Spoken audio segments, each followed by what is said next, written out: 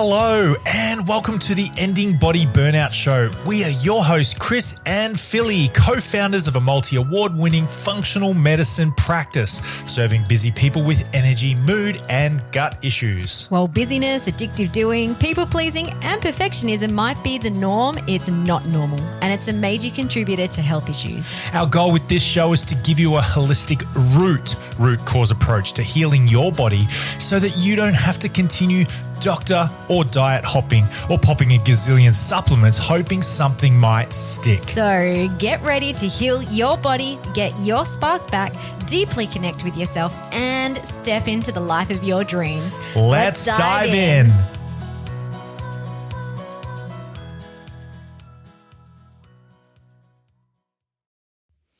Hello, everybody. Welcome to the podcast. I'm really excited to share our next guest with you, who is Dr. Shiromi Wimalaguna. Now, Dr. Shiromi is a GP who is really passionate about advocating for mental health.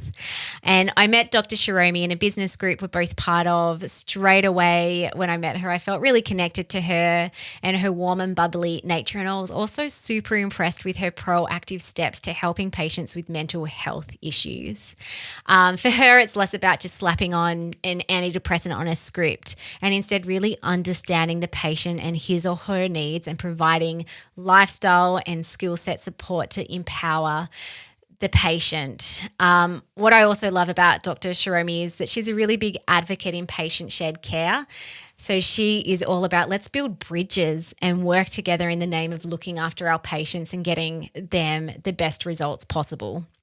And so what I've found as a functional medicine practitioner, coach, holistic trauma therapist in more of the natural holistic space is that a lot of the people that come and work with us have had bad experiences with GPs. Not everyone and not every single GP. There's some wonderful, amazing, holistic, open-minded people out there working to get their patients the best results. But I really wanted Dr. Shiromi to come on because not only does she share a lot of great stuff around mental health and also helping you with some tools and resources to bridge the gap between a GP appointment and getting psychological help, whether that's with a standard psychologist or with someone like us, where we work more with the unconscious mind and somatics and the body to clear past distressing events and to help you build your capacity. But she provides some really great resources. So we dig into that.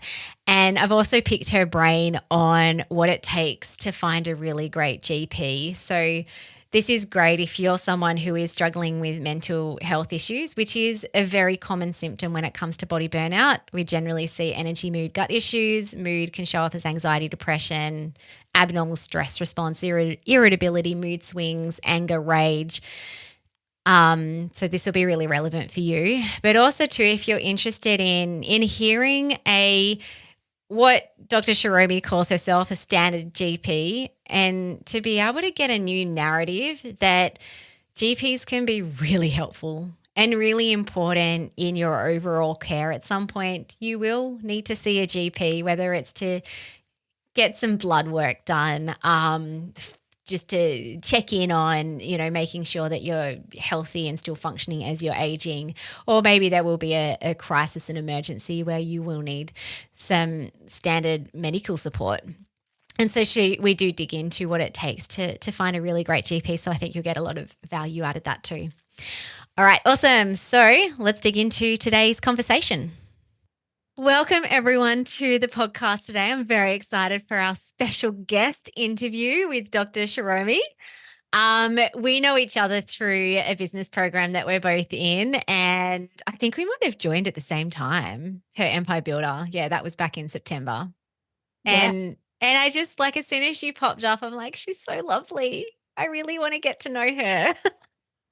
And then we met in person at a conference this year, and it was really lovely to just connect. And what I love about you is that you're, like a standard GP, but very open to a holistic approach, a shared care approach, which a lot of people need these days. Yeah, absolutely. Thank you so much for having me, Philly. It's such a joy to be here. And yeah, I'm really excited to have a chat because I think we're very aligned when it comes to looking after our patients and our clients from a really holistic point of view and from a really patient-centered view. And yeah, I am a conventional GP, your standard GP in terms of the way that I practice. But I think it's really important for all of us in the medical field to have a really open policy when it comes to seeing patients and putting their needs first. Because at the end of the day, whether it's you or me or any other clinician, we're working to get our patients better. And if you want to see a GP for conventional medicine and you want to also see a functional practitioner, then it's my job to facilitate that and to do all I can to be able to work with a team of people to make sure that you get better. That's the end goal for everybody. So creating that open line of communication, the worst thing in the world would be for my patients to maybe not feel comfortable enough to tell me that they're taking XYZ along with their medication or feel judged. That's a terrible place to be. And at the end of the day, someone is doing that stuff because they want to get better, whether they're seeing me or you, and it's our job to work together to ensure that they're safe and that they get well. So yeah, it's a Mm. pleasure to be here and to have a chat. Mm, I love that. And we'll dig into how someone can find a good GP at the end. But something that I've had some clients say to me, I'm like, okay, great. Yep, you got your blood test results back from your GP. How was the visit? Um, and there's some clients who don't share anything that they're doing from a natural perspective. And that's it's like misguided. It's really hard. It's really hard to help the patient or the Yeah. client when you only have part of the picture of what they're doing. Yeah, Yeah. there's holes that it can lead to a dangerous situation, to be honest, because whether it's natural or medical in inverted commas or whatever it is, Mm. things can interact, and there's information that's important when we make medical decisions. So yeah, we really need to work hard to keep those open lines of communication. Yeah. Yeah. Okay. So as a GP, like GP's general practitioner, so straddling a lot of areas, but you're really passionate most specifically on mental health. Why did you choose that? That is a really good question. I was reflecting on it this morning, actually, because, yeah, you're right. I mean, GP, we see everything. We see everything from sore backs to knees to migraines to babies to older people to mental health and everything in between. So back when I was doing medicine in med school, I went to Monash.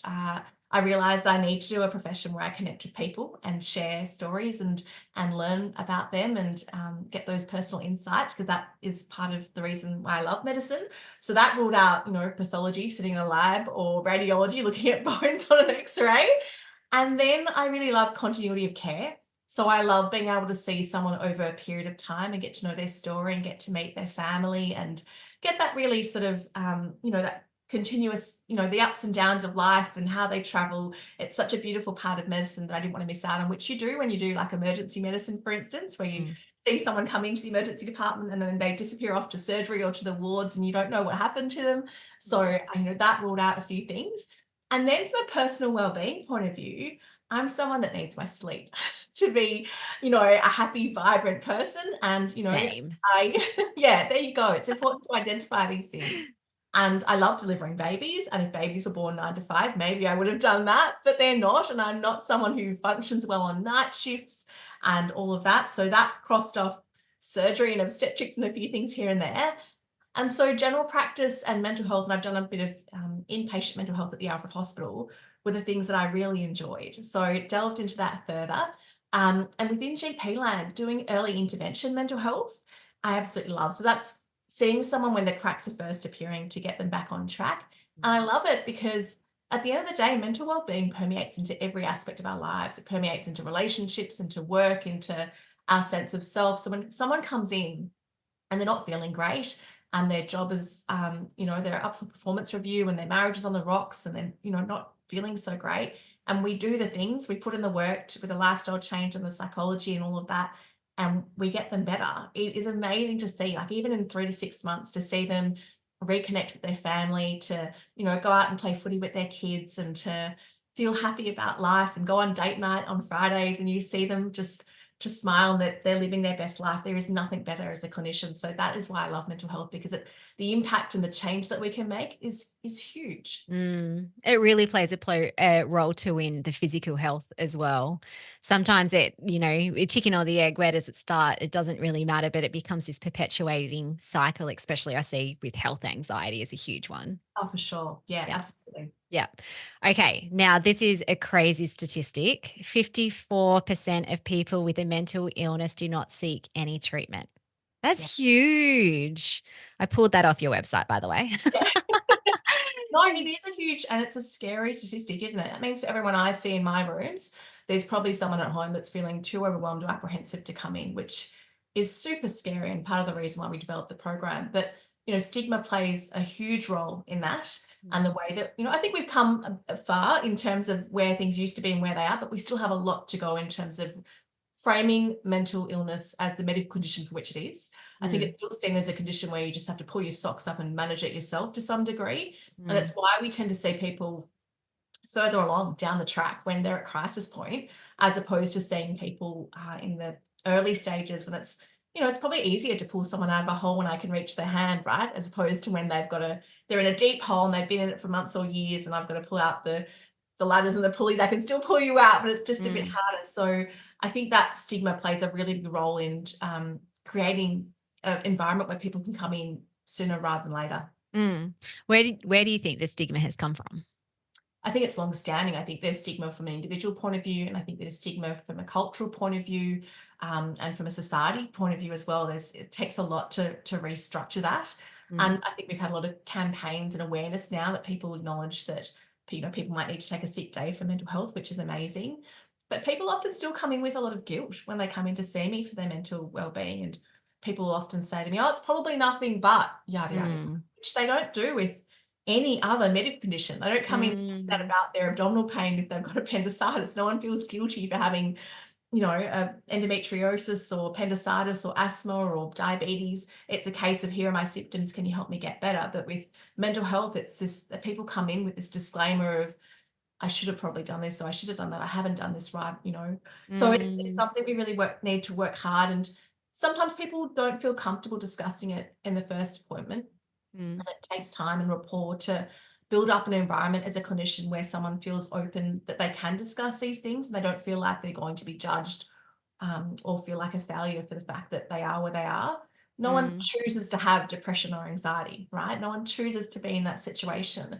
And if there was a quick fix and you could do it, you probably would have already done it. So by the time people come to see us, they need to feel validated and, congratulated for taking that brave and courageous step to seek help in the first place. Yeah, that's so interesting. As you were talking, I was reflecting back on my own experience with depression and anxiety. After my first baby, it was more depression, like very shut down.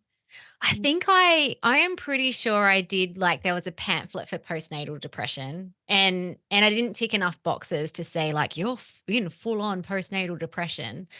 But reflecting back, because when I did the like the GP appointments post having a baby, like, just all the standard things, I never brought up anything around my mental health, even though I knew that I wasn't coping, but also I didn't even have a name. Like I couldn't even say back in that point in time that I had depression or anxiety. I can look back now and say I clearly did. Yeah.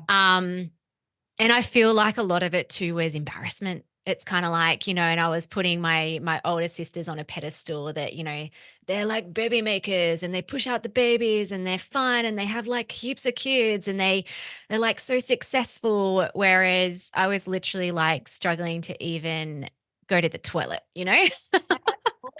And so there was a lot of embarrassment. And it's interesting that I went into natural health, like looking into healing my body from a natural medicine point of view, because I actually probably didn't give my GP the whole story. Yeah. Look, I think it's a two-way street. I think there's those factors of maybe not opening up and the first occasion giving us a full picture.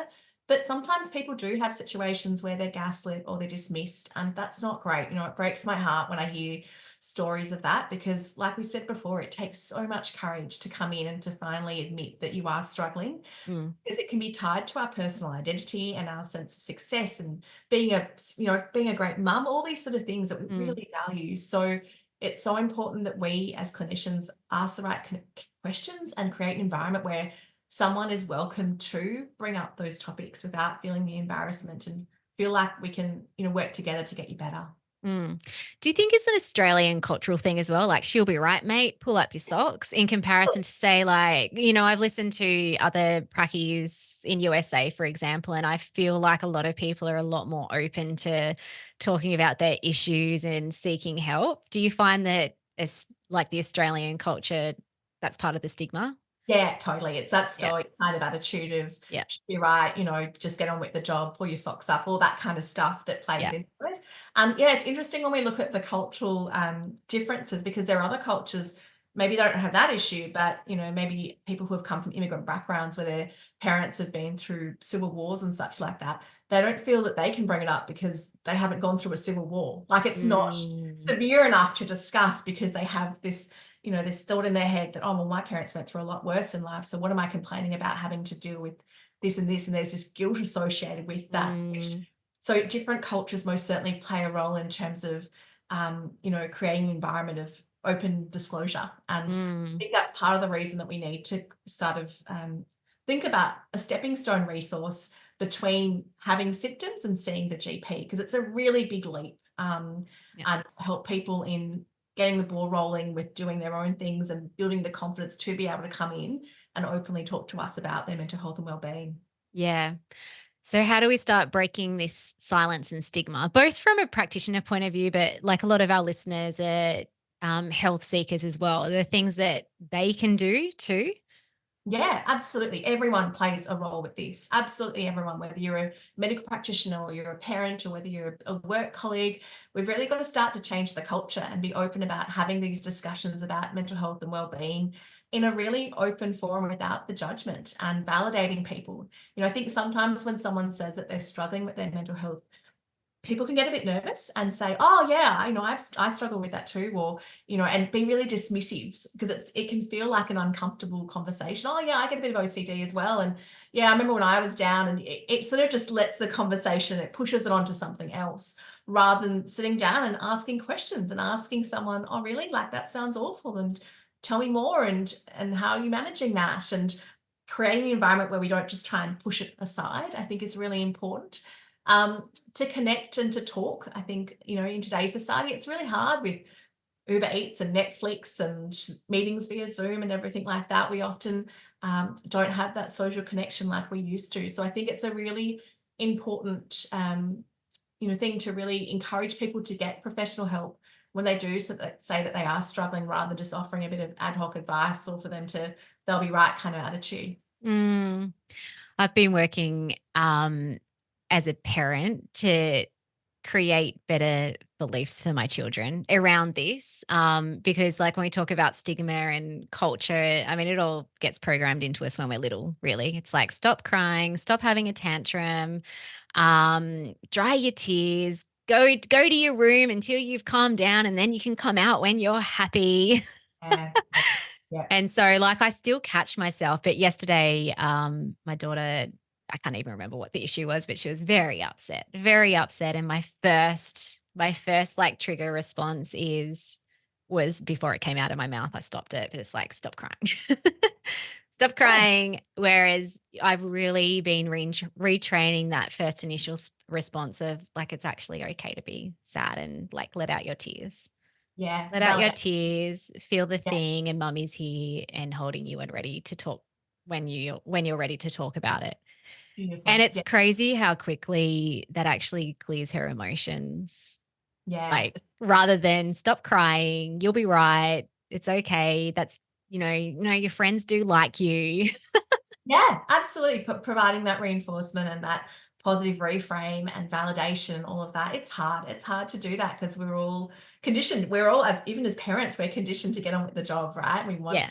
to instill resilience, but there's a way to do it that ensures that, if your daughter were to ever struggle down the track, that she can have an open conversation with you about those worries and concerns rather than feeling like she needs to just bottle them up and keep them in. Yeah.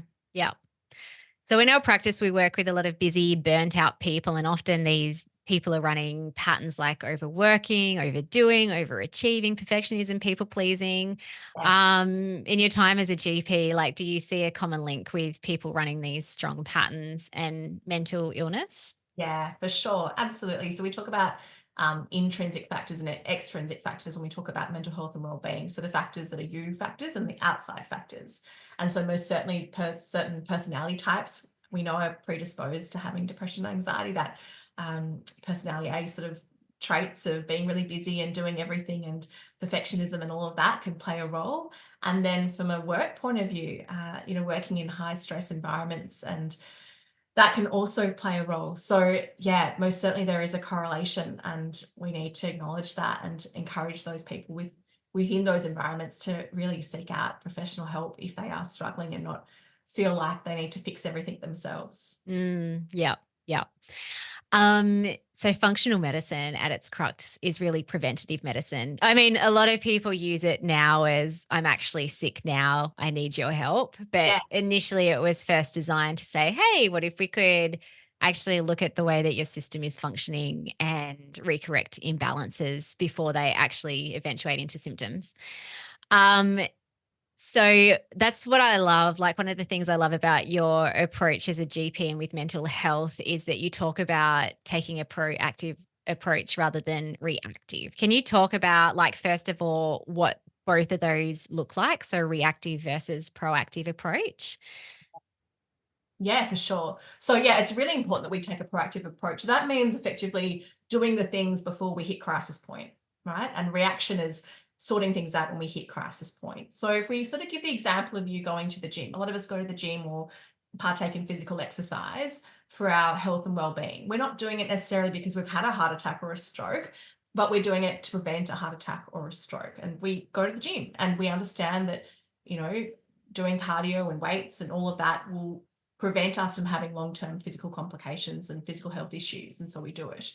We need to take the same approach when it comes to mental health and well-being, rather than waiting for things to, be at crisis point for us to be having thoughts of suicidal ideation, feeling hopeless and detached from everyone. We need to get in early and to be doing the things when we're perfectly well to stay perfectly well moving forward.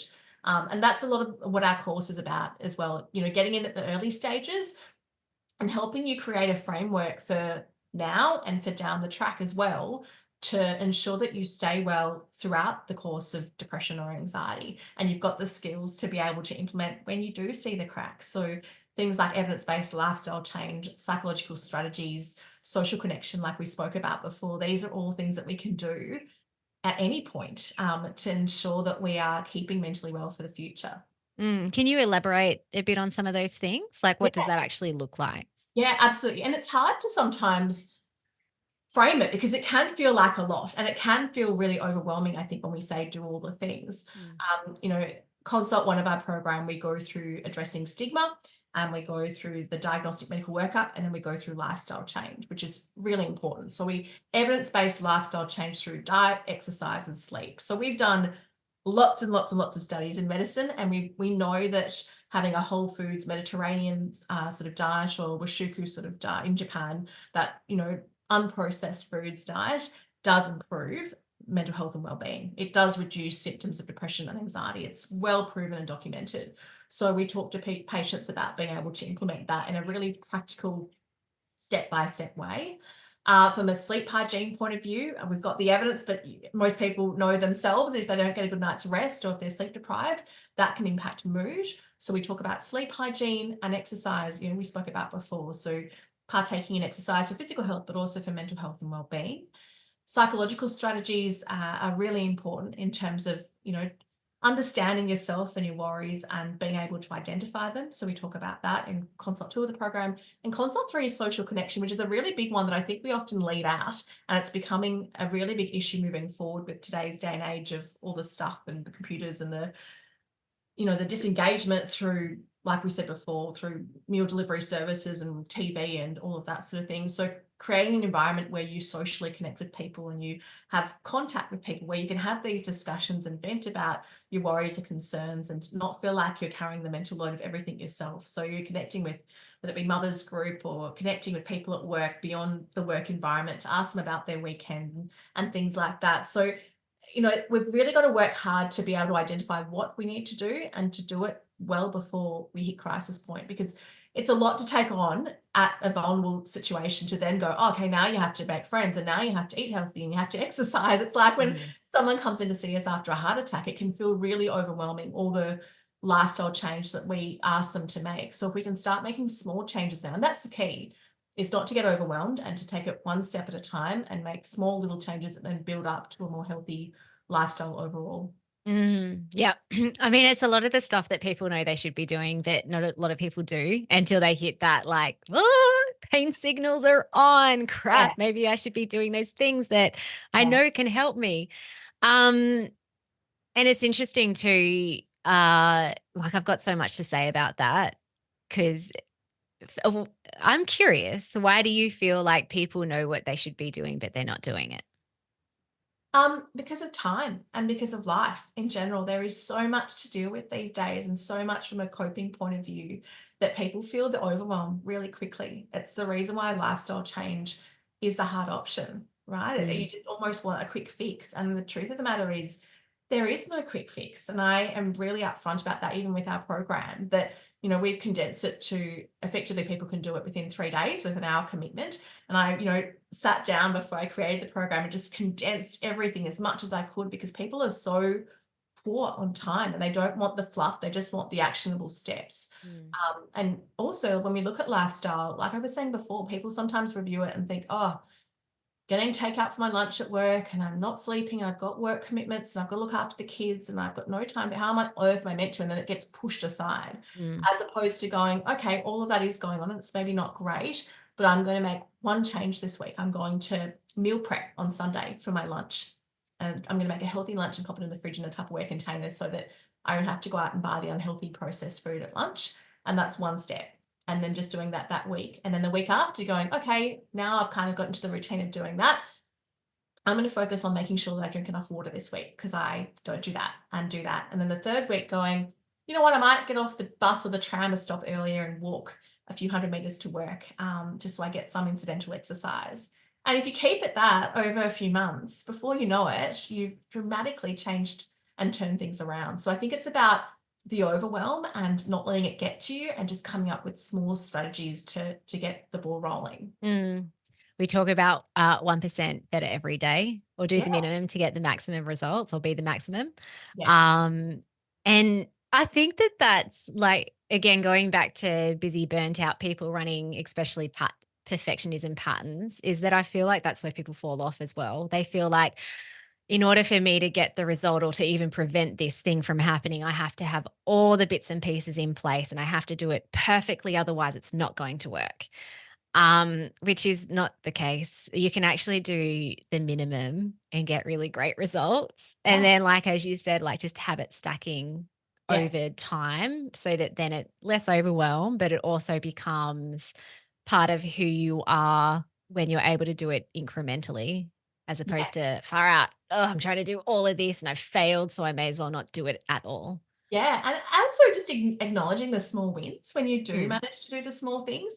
I think from a perfectionist point of view, sometimes we only acknowledge the really big achievements and forget to acknowledge the small wins in terms of, whether it means that you did a bit of incidental exercise or you went out to kick the footy with your kids on the weekend and just going, oh, like I made the time to socially connect and to exercise and to do this and take the dog for a walk. Like little things like that, actually acknowledging them rather than pushing them aside as a non-event. Yeah, we talk a lot about the unconscious mind too, when it comes to healing.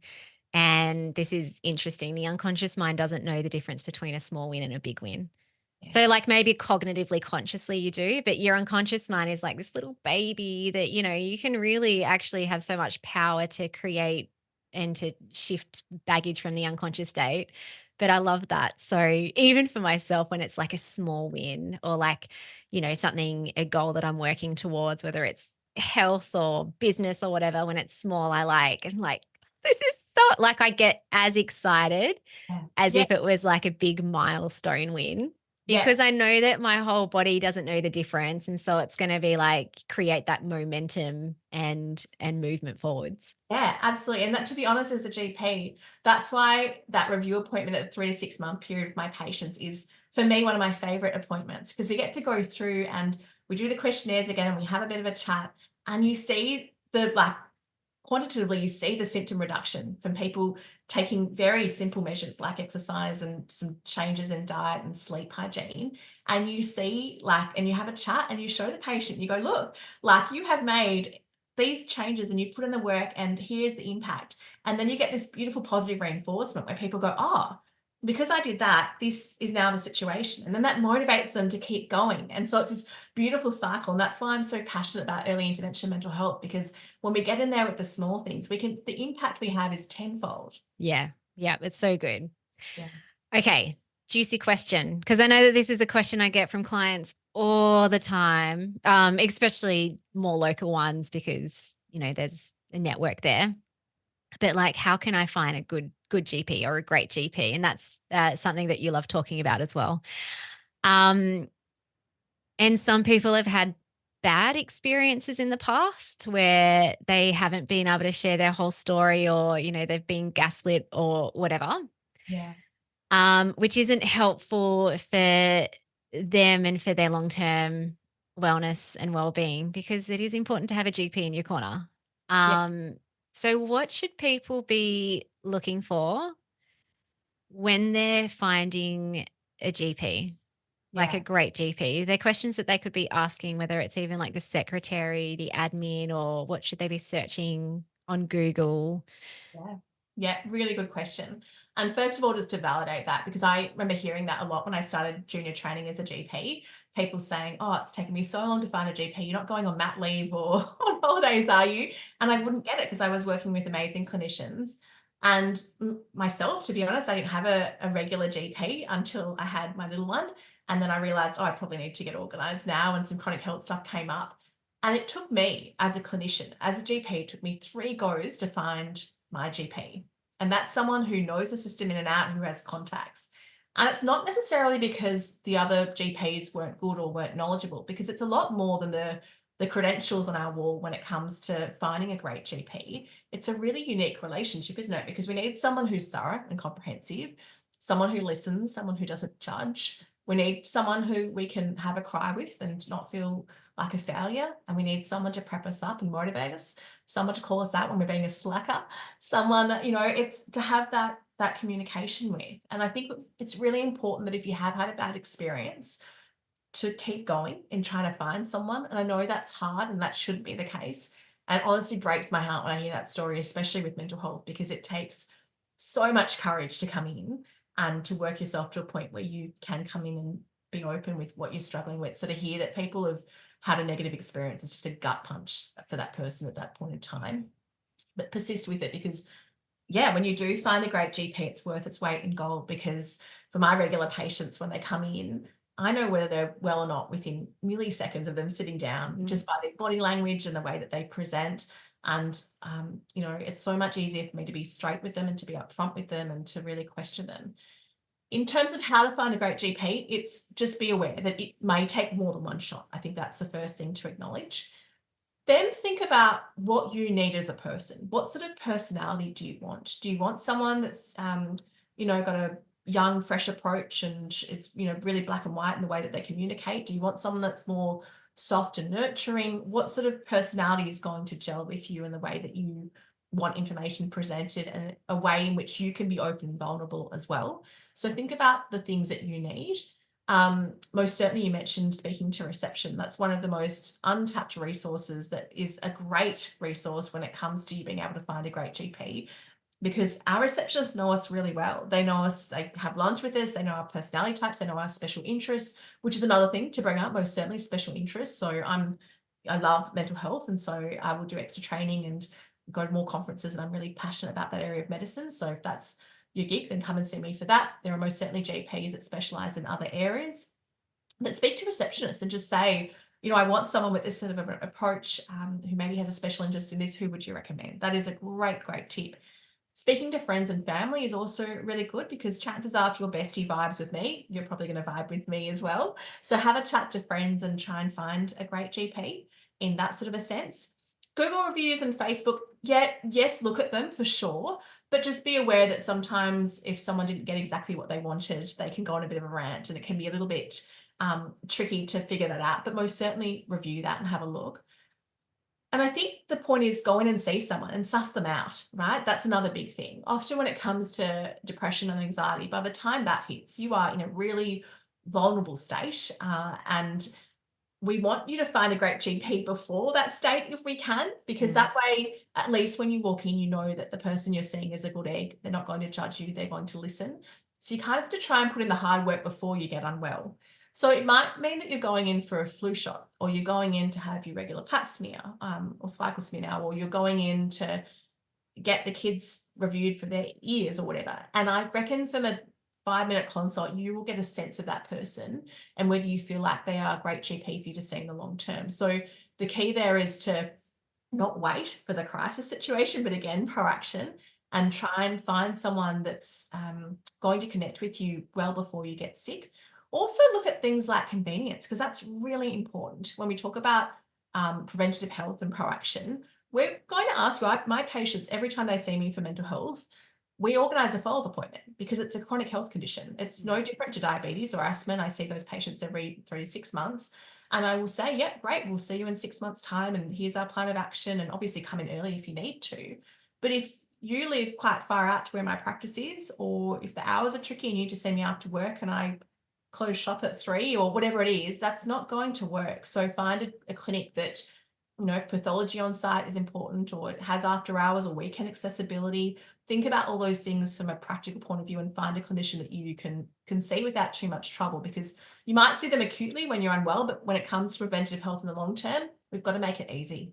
I know that listeners are probably like loving you, and they will have 2 questions. One, are you accepting clients or patients? Sorry. Yeah. And also, do you do telehealth like as a GP? Yeah, look, really good question. I have moved out of the office gig when it comes to GP, unfortunately, to create our online program. The good part of that, your question, my answer to that is that I am the one that presents my online course. And, I'm a really passionate GP when it comes to mental health and wellbeing. And the reason that I've moved to the online space that's self-directed and done the course with me speaking to camera is that I am so passionate about this area of medicine and of wellbeing and health. And when I was sitting in my office, I could only see 20 patients a day. And that's not very many in the big scheme of things, especially when we pulled up the stat that we did before about how many people are not coming in. So you do get me on the online program, which makes me accessible. But yeah, do most certainly. And you can use our online program while you're waiting to find someone, because it can take time. It can take a few weeks, sometimes months, to find the right click. And then use us as an adjunct to seeing a GP. It's also really hard for GPs now to have that focus on holistic primary care prevention because of the cost of living and resource allocation, all that sort of thing. Often when people come to see us, they're coming in with a shopping list of ailments when they want sorted out. And so back in the day when we used to sit there and be able to spend time to talk to our patients about their exercise and their proactive mental health wellbeing plan and all of that sort of stuff, we don't do anymore. It's migraine to elbow pain to rash to flu shot to breast exam, okay, next. And so there's no time to have these discussions. And then cost of living, people, it is expensive to see a GP or a psychologist now as well. So people want their bang for their buck when it comes to healthcare, which I get, but then it means that the bit that drops off is actually one of the most important parts, which is this preventative health aspect, which that's our stuff as GPs. It's the stuff, the preventative care, frontline health is what makes our job have such a big impact. And, a lot of funding, even from a government point of view, is cutting down on preventative health. And that's not the way to work, because down the track, it will catch up. You will go into hospital down the track if we don't do the stuff now. So it's so important for you to prioritise those preventive health measures early on. I love that too. Like that's why we sort of stepped away from just like a paper consult, big piece of paper, do all the things. A lot of people need more education, more support, more knowledge. And so when you can put that into the course that you've created for the Bridge for Mental Health, like imagine sharing that amount of information in a 10-minute GP, that would take probably a whole year kind of It thing. would, absolutely. It's not practical, isn't it? And I think it's really important to acknowledge that it's an adjunct care of model. So my online course doesn't replace the need to have one-to-one care, because at the end of the day, I'm very big on this in the course, and we speak about it as well, that I say that we aren't treating depression or anxiety. We are treating you, the person. We aren't treating conditions.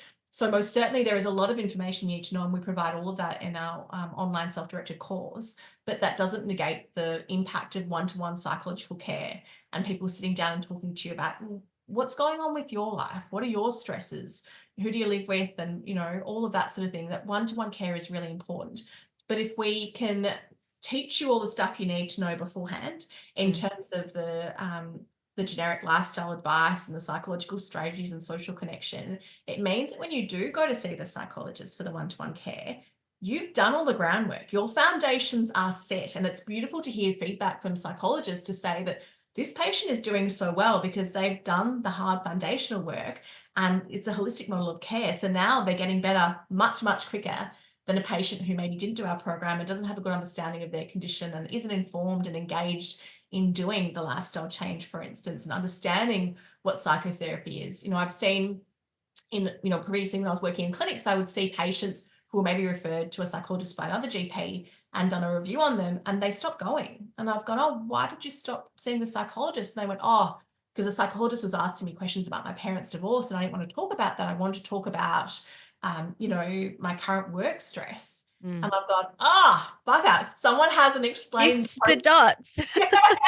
Totally, right? And that's a part of our job in GP land, is to prime and prep you so you understand what cognitive behavioral therapy is and what psychological practice is, and that the way that we view the world and our early childhood experiences frame how we see how we view the world and our approaches. And it's important to identify that to help reframe and yada yada yada. So once this patient understood that, they were able to go back and engage in therapy and understand the process.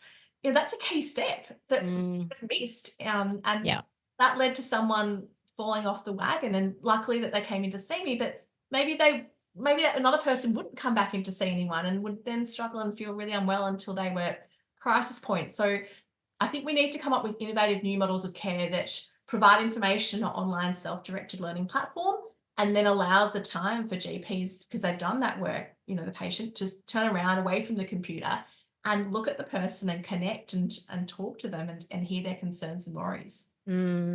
That's so true. As you're talking, I'm like, I find that, like, if a new client has maybe binged on some of our podcasts or read my book, or, whether it's ours or someone else's, but they kind of get what it takes to holistically heal. Yeah. Oh my gosh, they are like so ready to get amazing results, and quite fast as well. Yeah. As opposed to someone who, I don't know, maybe got recommended by a friend. They're like, they solved my issues, go see them. And then they come and they're like so unaware of how all the dots connect to actually be able to heal yourself. Sure. Still can 100% get results, but there's so much that you can do even before investing in a one-on-one appointment with someone, where your results can just be amplified as opposed to previous. Absolutely. And that's saving time and money at the end of the day as well, isn't it? Like, you don't need to have many appointments. And, we talk about the cost of healthcare and the cost of well-being, but we often miss talking about, the cost of not. Sick days and reduced work productivity and all of that comes at a cost as well. So we really need to prioritize our mental health and well-being. Yeah. Love it. Thank you so much for sharing so generously. If anyone listening wants to find out more about your course, the Cloud GP, sorry, All right. and mental health, or to connect with you, how can people find you? Yeah, of course. So our course is available online. It's self-directed at www.thecloudgp.com.au. So you can pop on there and check out everything that we cover and sign up. You don't need a referral or Medicare.